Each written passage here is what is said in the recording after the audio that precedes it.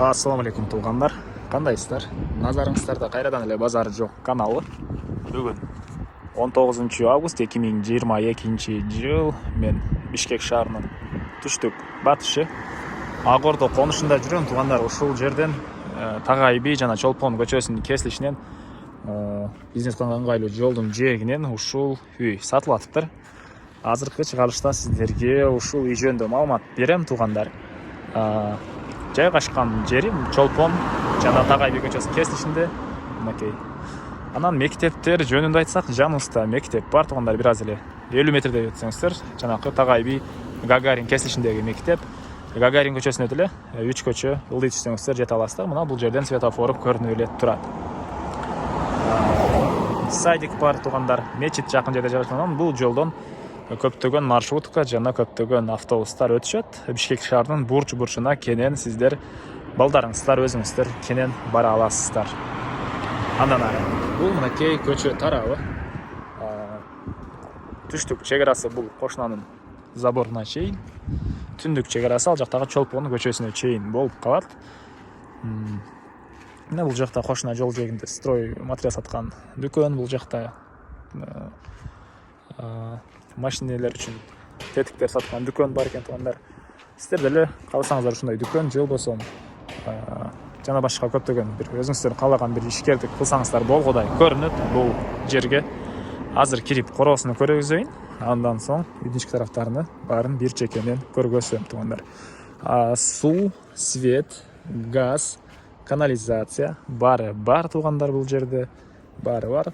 Үйүбүз отоплениясы котел менен иштейт.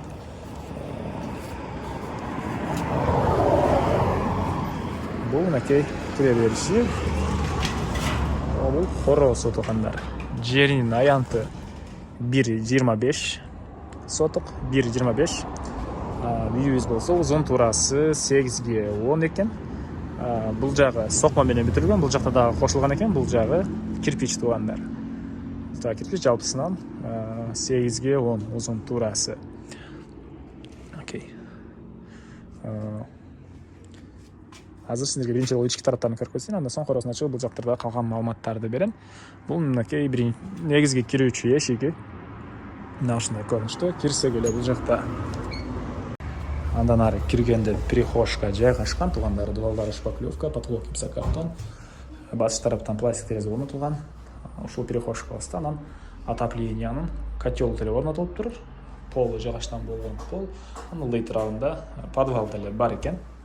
Анан кирип эле сол тарапка кайрылсак, бул жакта кухня жайгашкан. Мынакей. Потолок пластик, дуалдар шпаклевка, чыгыш тараптан терезе орнотулган.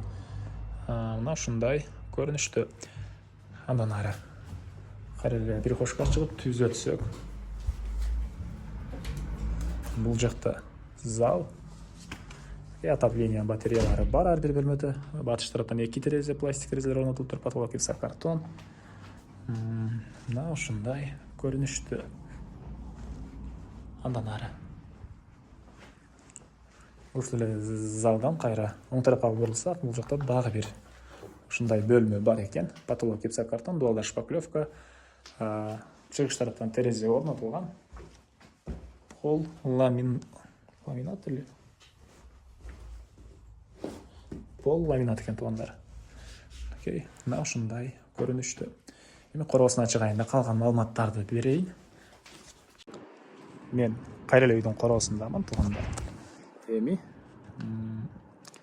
бул жактарды чек араларын көргөзөйүн. Тегеренте короосу мындай темир листтер менен тосулган, туника дейт бирөө. Анан бул үйүбүздүн батыш тарабы. Бул жакта үйдүн тарабында тугат. Бул мынакей үйүбүздүн батыш тараптан көрүнүштү. Түштүк тараптагы кошуна менен болгон чек ара бул Пескоблокко чейин болуп калат. Анан жана айткандай эле үйүбүз жол жээгинде кандайдыр бир магазин же болбосо бир ишкерди кылсаңыздар болгодай көрүнөт. Мынакей. Басыны $35,000 деп атышат. Сүйлөшүү болот. Ээсинин номерин экранга калтырам туғандар. Звонок кылып сүйлөшүп көрүңүздөр. Сүйлөшүү болот. Достор менен группалар менен бөлүшүп койсоңуздар мага үй ээсине жана кимди бирөө ушул сыяктуу үй издеген болсо ошол адамга чоң жардам берген болосуздар. анда эмесе мен сиздер менен коштошом туугандар, кийинки чыгышка чейин саламатта калыңыздар.